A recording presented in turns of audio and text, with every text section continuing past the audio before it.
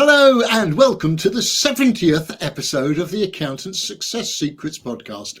I'm one of your co-hosts, Mark Lee of Bookmark Lee. I'm a mentor, speaker and debunker. And I'm Philippa Haynes of Insight 101, supporting you to stand out. Each week on the podcast, we showcase another experienced accountant or bookkeeper who we think can inspire and encourage other accountants and bookkeepers in practice, particularly around the UK.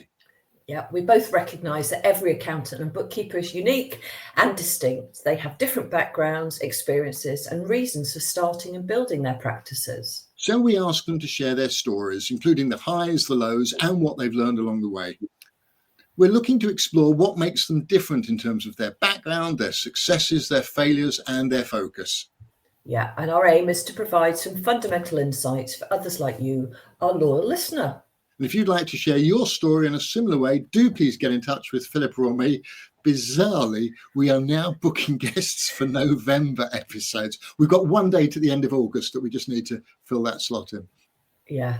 And of course, you're going on holiday as well soon, Mark, aren't you, I think? Yeah, okay, I don't tell people that beforehand. So. Oh, no. Anyway, today is our 57th interview. We're delighted to introduce Mark Melville, a chartered certified accountant who started Concept Accountancy in Newcastle upon Tyne back in 2014. His firm, operating from offices in a Newcastle business park, now has a six-figure turnover, a team of 5 and hundreds of clients. There we go. You're very welcome, Mark. I wish this was a competition. We'd have 2 marks at least. Well, boom. What would you like to add before we get into the interview? Don't know much. I mean, that's a good overview of me. Thanks. Great stuff. Yeah. All right then. Good stuff. So anyway, just before we start, we must thank the sponsor of our podcast, Pinnacle Global Group, the trusted offshoring partner to over 150 accounting and bookkeeping firms across the UK and Ireland, led by London-based chartered accountant Mayank Pandya. They've got offices in London and Mumbai and a team of over 300 professionals.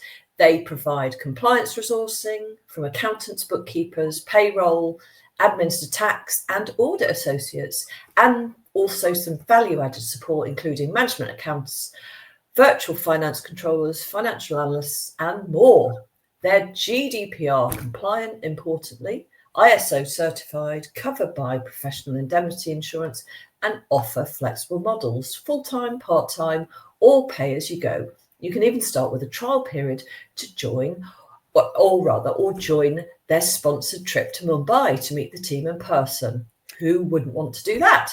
So find out more at www.pinnacleoss.co.uk or click the link wherever you're listening to this podcast. Also supporting the podcast is the Tax Advice Network. Their website enables accountants to choose specific specialist tax advisors for general tax support or for help across any of over 100 areas of tax. It's free to use. You just pay the tax advisor that you choose after agreeing terms with them, whether for a one-off piece of work or to provide regular tax clinic support for your practice. Go take a look at their website, findataxadvisor.online, where you can also register to get their weekly tax tips, which are written especially for general practitioner accountants. Yes, right. Before we start, we are delighted to announce that our podcast is now available on Patreon platform. This is where you can show your love and support for Accountant Success Secrets and also subscribe for exclusive Patreon-only extras. You'll need to download the Patreon app, but once you've subscribed, you'll get the extra episodes via your normal podcast platform. We'll include details of what to do in the normal podcast notes and on the Accountant Success Secrets pages on Facebook and on LinkedIn. Yeah, right. Let's get back to Mark. As you know, we aim to keep the podcast to around 30 minutes, and we do that by focusing the discussion around a few key questions. I'll go first then. So let's go back to the start, Mark. How and why did you come to set up your own accountancy practice, and how did you get your first clients? So I was working for a local firm. I worked my way up, was perhaps sort of the senior accountant there, and I'd always had at the back of my mind that I'd like to have a sort of little bit more control over things. The sort of director that worked there sort of had slightly different views to the way I would, do things, which I guess is quite common, but there's a probably slight age sort of to it as well, that I was a bit more focused on, technology and things like that. So I didn't see too many options sort of to stay there post qualifying, get the practice certificate and things. So I thought for a little while that maybe it might be time to go my own way, and that came about. Yeah, very good. And you didn't go the university route. You were telling us earlier, weren't you? Went straight into AAT. Yeah, correct. Yeah. So I sort of looked at options after A levels. Universities obviously pushed on a lot of people. To be totally honest, I wanted to get a car. I set on a Golf GTI. And why wouldn't you? Yes. Yeah, and as I mentioned before, somewhat ironically, going into an apprenticeship at £2.40 an hour, I didn't get the Golf GTI at the time, but yes, it was a great career choice. You learn a lot going through the AAT route, hands-on experience. So yeah, I don't have any regrets other than the GTI. So. Well, I think. First of all, I also didn't go to university, and back in my day, it was I was going the ACA route, and back in my day, it was a choice between 4 years articles, or 3 years at university and 3-year articles. And I made the decision: if I don't go to university, I can start earning money within a year. I had to do a foundation course first, and I've never regretted that choice. Although, as has been pointed out to me, I was academically atrocious, so I probably couldn't have got into university anyway. Oh, I'm sure you weren't. It doesn't. Mark, I'm curious. Having sort of reached the level that you did in the firm you were with, and realizing that your future laid elsewhere, did you have a buffer of funds to cover your startup? How did you actually end up starting Concept? Did it come straight out of when you left the firm? So I sort of put some plans in place. So getting bits and pieces done sort of alongside working, living very frugally to build up a pot of cash, and I did take out a loan to see over that initial period. And yeah, I guess like a lot of people, I've heard a few people on the podcast where the goal was just to match the salary and typically match a salary and fees, which doesn't actually quite work out once you start taking into account insurance and software and rent and things like that. But yeah, it's obviously the starting point. Yeah. And you're absolutely right to pick up on the fact that a number of guests have said the same thing. They were earning a salary, whatever it was, and their initial aim was to hit a turnover equivalent to that salary, forgetting, and despite being trained accountants, forgetting that it's not the turnover that needs to match, it's the profit that needs to match. Yeah. But you're sort of 10 years down the line now, aren't you? So if you started in 2014, sort of 2025 now, I mean, what was the sort of vision, and where you are now, is that kind of what you imagined, or have there been twists and turns? And yeah, so the sort of plans have probably changed sort of quite a bit. I think, as I mentioned earlier, the first part was really just to be in control of my own destiny and my own business, and then it sort of quickly got to the point where I thought, well, actually I need some help here. We need some support. So brought the first employee in, and then that sort of changed the dynamic sort of quite a bit to think, well, actually I'm doing less of the admin and bookkeeping and some of the lower level stuff. I can be out there meeting more of the clients that I like working with and things. So that was the first probably light bulb moment that made me think, well, actually if I grow a team, then we'll have people in different seats that can do different things, and I can concentrate on the things that I want. So that's how the next sort of 5, maybe 7 years went. The next sort of pivot or fork in the road was, do we just continue growing in all directions? There was more and more stress building up with, as general practice does, where you haven't identified a particular sector or niche and ideal client. I know you do a lot with that, Philippa. So Thank you very much. Yes. Not too long ago, that was probably the bit that has really made us focus on the next chapter.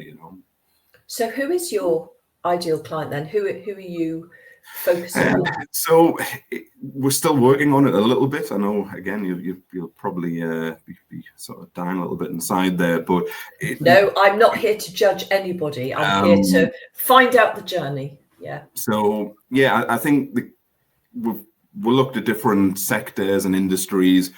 It's quite difficult because no two companies, even in the same sector, are alike. So that hasn't quite worked out sort of how I thought it might. The thing that sort of jumps out when we're trying to do a bit of a sort of analysis of the existing client base is the attitude of the directors, that the fact that they want to work with us and they want our support, that they don't really want to be worrying too much about the numbers. They just want to know that they're taken care of and that they can focus on what they do best, sort of thing. Yeah. Well, I mean, a bit of advice from my side. I mean, there are lots of different ways of dissecting it. So, one of the common ways, and which I talk about as well, is, as you said, looking at your client base and saying, what are the themes? What are the kind of similarities there? And how does that work? The other one is to take a bit of a step back and to sort of look at you as a person and you as a team and kind of go, what is it about us? What are our values? What are we interested in? Maybe, what have you learned in life? Or, what interests do you have? And then start to overlay that. And so there are lots of different ways of cutting the cake. One is kind of foundational, which is, I guess, what I do a lot of. And the other one, as you've said, is that sort of segmentation almost of the sort of client base. And the key is to say, what makes sense to us? What are we passionate about? And it could be, as you've said, a mindset, or even a kind of, I have one client who we chose a specific moment in time where, they were a family business. And so they were going for family businesses just to that moment where they were thinking of, the CEO or MD was stepping back. So that specific moment, and looking at that dynamic for other businesses. So there are lots of different ways to go. It's a matter of what makes sense for you. But yeah.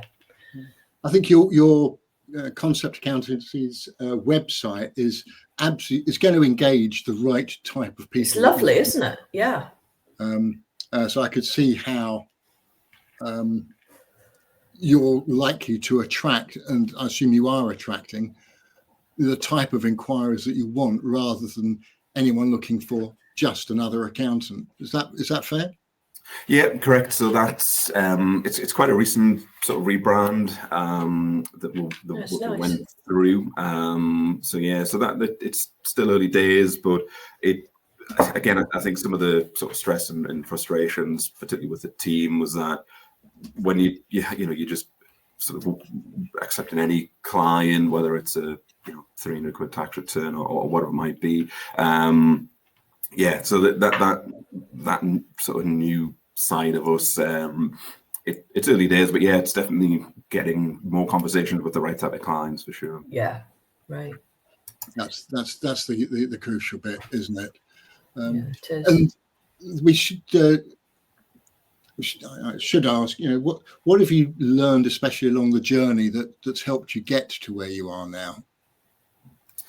Well, I mean, I think there's probably a couple of things that stand out. I think so the hiring early was important. I've never wanted to work 60 hours and things like that. But I've always sort of really valued that work-life balance. Yes, there has been times where I've done that, but I think capacity planning is important as well, to make sure that when you need that next hire, you get it in before it's too late. It doesn't always work out that way, but that's the plan. And then again, second thing, pricing. You've got to make sure your pricing's right. Again, it's a bit of a common theme I've heard on the podcast, but it's easy, particularly early days, to price low, to think, well, I need to get clients through the door, but yeah, it's not the right thing to do at all. I think everybody's been guilty of that a little bit, but yeah, I've always been quite good with that. I've always used as well in the early days. I built a sort of Excel sort of pricing model, but yeah, then quickly got onto software and things like that. So it was black and white that would price right, and yeah, it means we're not sort of running around like headless chickens chasing after too many low value clients. It's having that clarity as regards the range of services you're providing and what's involved in each of them. And yeah, I love what you just said, that you started with your own sort of homemade Excel spreadsheet, and then drawing on what you said there, I assume you concluded, well, yeah, I could keep developing this, but actually other people have done the heavy lifting. Why don't I just leverage that? It's going to be better than I could create, because I'm an accountant rather than an app developer or whatever. I think that's a very good decision on your part. It's astonishing the number of accountants who spend time and effort, trying to replicate something that's already commercially available. Yeah, 100%. Again, I sort of try and echo that across everything. Sort of even management accounts and things like that. There's software options out there. You could do it as a combination of, we tend to use Xero predominantly, but get sort of figures into Excel, and you can make a management pack yourself. But yeah, I think there's better options out there, and that they're not huge amounts of money when you consider the grand scheme of it. Yeah, I'm interested in kind of finding out how you sort of manage a kind of team, because I think there are lots of business owners who kind of start out in life with a passion, and then suddenly they realize that actually they've taken on a team, and now they spend less of their time kind of doing what their passion was and more sort of managing people. But it sounds to me like you're slightly different, where you're like, actually, if I get more people in, then I can do the bit that I really like. So how does it work with you? How, in terms of people management, what have you learned over the years? Has it been easy? No, it definitely hasn't been easy. Certainly one of the bigger challenges has been staff management. I think regardless of industry, probably every client that we've ever had that's had staff, can have problems. So it's important to work out a way to manage the staff dynamic. I'm a big believer in being open and transparent with things. The sort of basically everything that we do is an open book here. I'm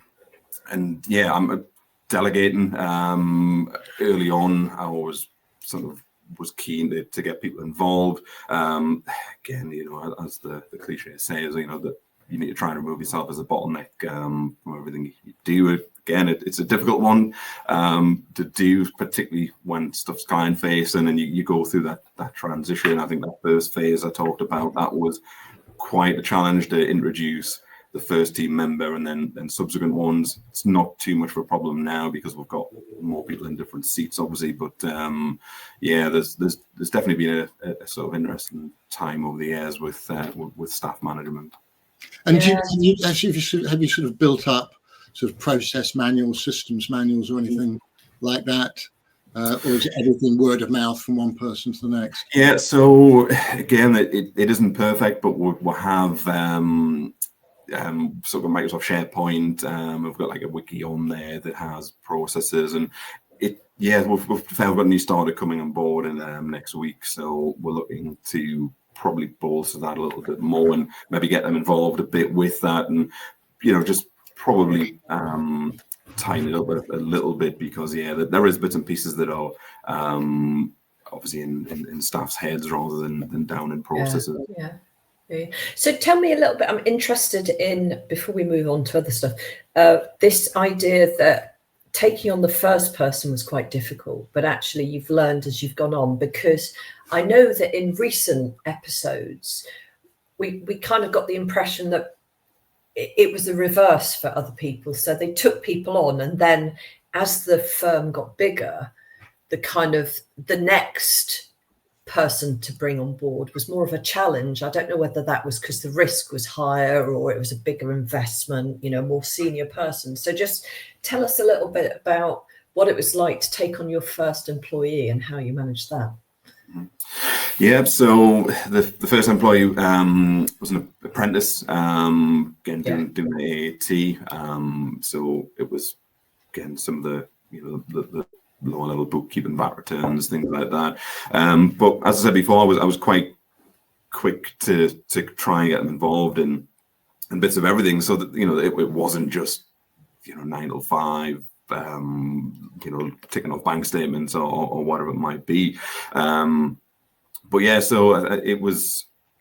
I think that was key to get them engaged and have them, part of the business that we have for a good few years, which was really good. I think testament to the way that we work together, and they certainly helped sort of grow the business as to where it is today. Yeah. It's amazing. And have you had much turnover of staff then? Touch wood, no. It's been pretty steady. We've tried to hire the right people, which I think that can be the frustrating thing. Obviously, when you get to the point I mentioned before, sort of from a capacity planning point of view, if you rush into it, it's only going to end badly. So I think that's the key to it, bringing in the right people where possible. Yeah. Do you have a specific way of doing that? I mean, I remember, I think Andrea it was, who had a real she had a real system and a sort of test that she gave people before they even kind of walked through the door. I mean, what sort of thing do you do to ensure that you get the right people? So it tends to be more about the person. So we'll tend to initially do a quick video interview if possible. Whittle anything down that way, and then obviously try and get them in. As I said, more on like an informal basis. We need to know that they're going to sort of fit in with the existing team, but mainly the clients. That's the key. The sort of the clients that we have. I guess they came to us because of the sort of dynamic that we have with them. So that's the key to it. So that high-level customer service, going above and beyond. Again, I know they're all sort of cliches, but it's sort of the values that we have, and tends to be, the feedback we get is that the clients are always sort of really happy with that. So yeah, that's how I found the staff. Obviously, sometimes there might be technical gaps, but I think they're easier to fill than the actual people side of it. Yeah, 100% agree with you, Mark. And our very first interviewee, David Frederick, on episode 1 back in June 2023, says very much the same thing. He won very much for recruiting for attitude, because he can teach them and correct their any technical gaps, but you can't change the person. And I think it's one of those things that I don't think it's covered in any of the accounting professional body study books, papers, courses, and trainings, is you've got to have the right attitude and be client focused, rather than just thinking, well, I've learned everything, therefore I know it. And even if you do, you like to make mistakes, because we all do that. So I think, and did you learn that, you think, from the firm that you trained with, or is that your approach sort of born of your own experience running Concept?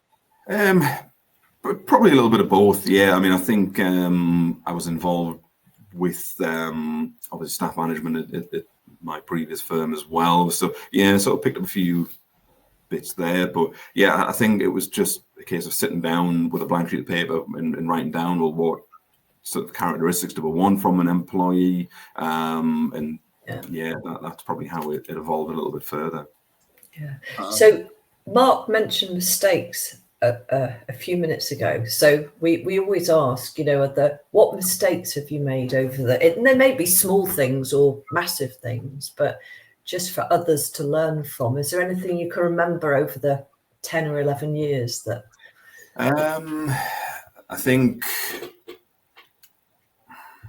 one of the biggest mistakes, and again, it's quite common for a lot of accountants, being risk averse. I've always thought, we'll play it safe and we'll be fine. But I think that there has been some opportunities out there. But yeah, it probably just by human nature of me being an accountant and low risk, things that maybe sort of on the marketing front as well. Again, I mentioned before, I'm sort of a big believer in not having to do everything yourself, whether it's software or outsourcing things. But yeah, I think if I go back, 5 years, I think I would have put more money and more trust into a marketing function. Brought somebody in to assist with that, and yeah, I think that would have sort of probably. So how do you get over that kind of mindset though? Because I mean, as you say, that's a personality trait, and it's not unusual, is it, within the sort of accounting side of things? How can you work on that to put yourself out there a bit more? What have you been doing? I think I'm at the stage now where I've got that little bit more time, and I've got an opportunity to reflect on things. When you're right in the middle of it, you have to make that decision a lot of the time based on gut. Obviously, financials are there. They're reviewed sort of every month. But even if you were planning, to say, well, if we invested 10,000 in some sort of marketing, there's no guarantee that would turn into the 50k of client income or whatever. So yeah, when you're right in the middle of it, but I think the reality is that you think, well, actually, when we've done marketing and it has led to results, so if we put more budget into it, it would have worked. Yeah. What proportion of your time do you think, Mark, of your business time, the hours that you devote to Concept Accountancy, what proportion of that time is spent on doing client work as distinct from generating client work or working on the business? You got any feel for that? Yeah, so it's probably about 25% client work now. Yeah. Thank you for that. I think it's really important for listeners who are thinking of starting practices, because they love accountancy and love doing accounting work, to recognise that actually, if you're building a successful practice, you're going to end up doing less and less of the client work. I think that's probably lower than many people would be prepared to admit to, but I think it's realistic, and it's one of the reasons why you've been able to grow a decent practice, because you're spending time on all those other things rather than getting stuck in the weeds. So well done you. Philippa, having heard all that, what would you say makes Mark's practice, Concept Accountancy, unique and successful?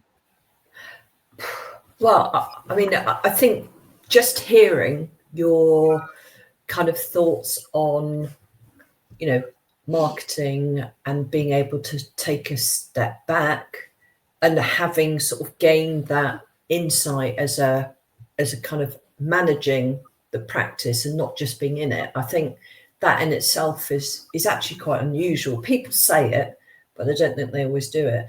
And also just having that kind of conversation around the ideal client and starting to look at it again, I think that is good. So that there's, you've talked to us about processes, but I think you've also really shown that, you are looking at the business as a business owner, which is really good. Yeah. That would be my perspective. No, yeah. I think that's very succinctly put. Oh, thanks. Yeah.